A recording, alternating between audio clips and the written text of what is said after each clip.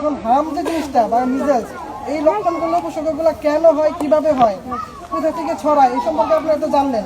এখন এই যে এটা হওয়ার পরে আমরা যে টিকাগুলো দিব, এই টিকাগুলো কয়টা টিকা দিব, কিভাবে দিব, কোন জায়গায় দিব, টিকা দিলে কি উপকার পাবো, এইগুলো আমাদের অবশ্যই জানা দরকার। আমরা অনেকেই জানি, এখানে আমরা ওয়েল এডুকেটেড শিক্ষিত মানুষ অনেকেই আছি, কিন্তু অবহেলার কারণে এইগুলো আমরা করি না। হয়েছে হইতে থাকবে, এতে ঠিক হয়ে যাবে। কিন্তু এই অবহেলার কারণে কিন্তু লাস্টে কি হয়, মৃত্যুর ভয় চলে আসে, মৃত্যু ঝুঁকিও চলে আসে। হামেও অন্তর্ভুক্ত আছে। এই হামটা দিলে আমরা কখন দিব, কয়টা দিব? হামের ঠিক হচ্ছে দুইটা, আমার ফার্স্ট আর আমার সেকেন্ড, অর্থাৎ মিজেল রুবেলা দুটো মিলে হাম। মিজেলটা হচ্ছে যে হাম আমরা দিব হচ্ছে যখন আমাদের শিশু বাচ্চার বয়স 9 মাস পূর্ণ হবে, তখন আমরা এই হামের প্রথম ডোজটা দিব। কখন দিব? 9 মাস যখন শিশু পূর্ণ হবে তখন। তাহলে দ্বিতীয় ডোজটা আমরা কখন দিব? না, 5 বছর না, আমরা দিব হচ্ছে যখন শিশুর বয়স 15 মাস পূর্ণ হবে। একটা হচ্ছে কি তাহলে 9 মাস আর একটা 15 মাস, এই দুইটা সময় আমরা টিকা দিব। ঠিক আছে? আচ্ছা, ঠিক আছে। এখন আমরা আসি যে যদি এই টিকাটা কোনো কারণে মনে করেন যে দেওয়া হয় নাই বা ভুলে গেছি, মনে নাই, অবহেলা করছি, তাহলে কেমন হবো? এখন তাহলে যদি হয়, হাই হাই ডাক্তার স্যার বই লাগলো, তাহলে কিছু হলো না, এখন আমার উপায় কি? এখন উপায় কি? আমরা এটা ভয় করবো না। যদি কোনো কারণে টিকা বাদ যায়, 9 মাস এবং 15 মাসে টিকা দেওয়া যদি বাদ যায়, তাহলে আমরা 6 মাস থেকে শুরু করে আগামী 5 বছর পর্যন্ত, এটা হচ্ছে যেটা বললাম দুইটা রুটিন, 9 মাস আর 15 মাস, এটা হচ্ছে স্বাভাবিক রুটিন। যদি কোনো কারণে দেরি হয়ে যায় বা দিতে পারি না, মনে নাই, অবহেলা করছি, তাহলে অবশ্যই 6 মাস থেকে 5 বছর পর্যন্ত আমরা এই টিকাটা দিতে পারবো। এটা হচ্ছে, এবং কোনো কারণে 15 বছর পর্যন্ত আমরা এই টিকাটা দিতে পারবো।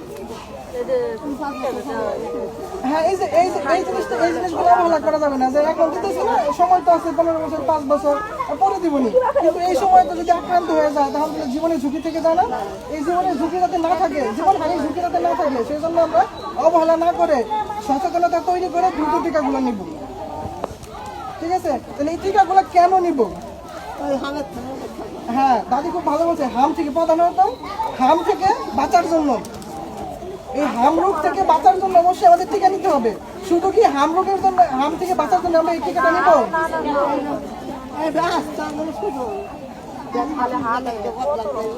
আচ্ছা, তাহলে শুনেন, তাহলে শুধু কি আমরা হাম রোগের জন্য টিকাটা নিব? এছাড়া আমাদের কি শরীরে আর কোনো উপকার হবে না? অবশ্যই হবে। রোগ প্রতিরোধ ক্ষমতা বাড়বে। এই টিকাটা নেওয়ার কারণে কি হইতেছে, আমাদের শরীরের রোগ প্রতিরোধ ক্ষমতাটা বাড়তেছে। যদি আমাদের শরীরে রোগ প্রতিরোধ ক্ষমতা বেড়ে যায়, তাহলে কি আমাদের কোনো রোগ জীবাণু আক্রান্ত সহজে করতে পারবে? সহজে কিন্তু করতে পারবে না। তাহলে এইটা আমাদের জন্য খুবই উপকারী। তাছাড়া কি হইতেছে, জটিলতা কমাইতেছে। এখন আমরা কি করি, যদি আমাদের জ্বর আসে বা ঠান্ডা লাগে, তাহলে আমাদের অবশ্যই মাথা ব্যথা করে না? কিন্তু আসছে তো ঠান্ডা, তাহলে মাথা ব্যথা হয় কিনা? হ্যাঁ, ঠান্ডাটা যদি আমাদের সঠিকভাবে চিকিৎসা না নেওয়া হয়, ধীরে ধীরে তখন অন্য রোগে স্থানান্তর হয়, অন্য রোগে রূপান্তরিত হয়, মাথা ব্যথা হয়। সেজন্য যদি হামটাকেও আমরা যদি ঠিক মতো সময় মতো টিকা না নিয়ে সুস্থ না হই, তাহলে আরো জটিলতা তৈরি হতে পারে, ইনফেকশন হতে পারে, নিউমোনিয়া হতে পারে, আস্তে আস্তে বড় রোগে আক্রান্ত হতে পারে। তাহলে এই টিকাটা নেওয়ার কারণ কি, যাতে অন্যান্য জটিলতা না হয়, অন্যান্য রোগ জীবাণু না ছড়ায়, অন্যান্য অসুখ যাতে না হয়, সেজন্য আমরা হামের টিকাটা সময় মতো নিব। হ্যাঁ, সরকার ওই চেষ্টা করতেছে, প্রতি বছরই কিন্তু এই ইপিআই শিডিউলে টিকাটা দেওয়া হয়, এগুলা নিয়ম করে বিভিন্ন কেন্দ্রে কিন্তু দেওয়া হয়, বিভিন্ন বাসা বাড়িতে একটা আয়োজন করে সেখানে দেওয়া হয়। তারপরে কি হইতেছে, এই হাম টিকাটা আর কি উপকারে আসতেছে, হাম টিকাটা আর কি উপকারে আসতেছে আরেকটাকে বলতে পারবেন?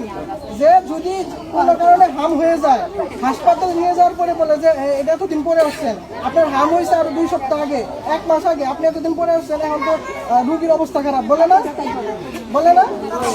বলে কিন্তু। তাহলে এই যে অবস্থাটা যাতে গুরুতর না হয়, আরো পর্যায়ে গুরুতর না হয়, তখন কিন্তু একটা রোগ থেকে আরেকটা রোগ হয়ে গেলে চিকিৎসার খরচ কিন্তু বেড়ে যায়, বাড়ে কিনা? এই পরীক্ষা করো, সেই পরীক্ষা করো, এইটা আনো, ওইটা আনো, এই চিকিৎসা খরচ যাতে বাঁচানো যায়, চিকিৎসা ব্যয় যাতে বাঁচে, সেক্ষেত্রে কিন্তু আমাদের হাম টিকাটা দেওয়া লাগতে পারে। আর এই হাম টিকাটা শিশুদের যদি আমরা দেই, শিশুর জীবনের অবশ্যই কি হবে, উন্নতি হবে। উন্নতি বলতে কি হয়, অন্যান্য রোগ জীবাণু সরাবে না, শিশু ভালোভাবে বৃদ্ধি পাবে, বিকাশ হবে শিশু।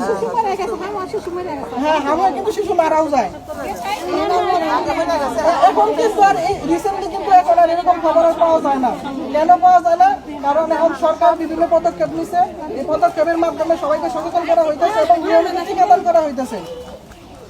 তাহলে এই যে এইগুলা আমরা এই টিকাদান যদি দেই, হামের টিকাটা যদি দেই, তাহলে এই উপকারগুলো আমরা পাইতেছি। এখন প্রশ্ন হলো যে তাহলে হামের এই টিকাটা আমরা কোন জায়গায় থেকে নেব? এখন সবই জানলাম, সবই মানলাম, কিন্তু এখন হামজে হয়েছে, এই টিকাটা নেওয়ার জন্য কোথায় কোথায় যাবো, কোন জায়গায় যাবো, কিভাবে দিব? আমাদের নিকটস্থ যে সরকারি হাসপাতালগুলো আছে সেখানেও দেয়, কমিউনিটি ক্লিনিকগুলো যেগুলো আছে সেগুলোতে দেয়। গ্রামের যেগুলো মনে করেন যে এই যে আমরা আজকে যেভাবে আসছি এরকম ভাবে কিন্তু একটা নির্দিষ্ট এলাকায় নির্দিষ্ট একটা ইপিআই কেন্দ্র থাকে, সেখানে যে পোলিও খাওয়ানো হয়, টিকা দেওয়া হয়, সেখানে কিন্তু এই হামের টিকাগুলো পেয়ে যাবেন। হ্যাঁ, ওইখানেই সবগুলো দেয়, তাই না?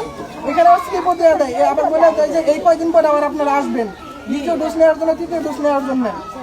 তারপরে উপজেলা যেগুলো আছে, তারপরে জেলা পরিষদের দিকে, শহরের দিকে, সেখানে আবার কি আছে, জেলা যে হাসপাতালগুলো আছে সেই হাসপাতালগুলো থেকে কিন্তু আমরা এই হামের টিকাগুলো নিতে পারি। আর কিছু অবশ্যই বেসরকারি টিকাগুলো আছে যেগুলো সরকার কর্তৃক দেওয়া হয় না, সেগুলো আমরা সচেতনতা তৈরি করে ওইগুলো টিকাগুলো আমরা দিয়ে নিব শিশুদের। তা না হলে কিন্তু আমাদের শিশুর অবশ্যই জীবনহানির একটা ঝুঁকি থেকে যায়। আমরা কি কেউ চাই আমাদের শিশুর জীবনহানি হোক? একটু সামান্য কি হলে, ছোট বাচ্চাদের জ্বর হলে, ঠান্ডা হলে, সলেনি হয়ে গেছে, গাদারে আপনি শুনতেন তাড়াতাড়ি কি হয়েছে, তাড়াতাড়ি ওষুধ নিয়ে আসেন, তাড়াতাড়ি নিয়ে যান, সলদানি কেমন করতেছে, তাই হয় না?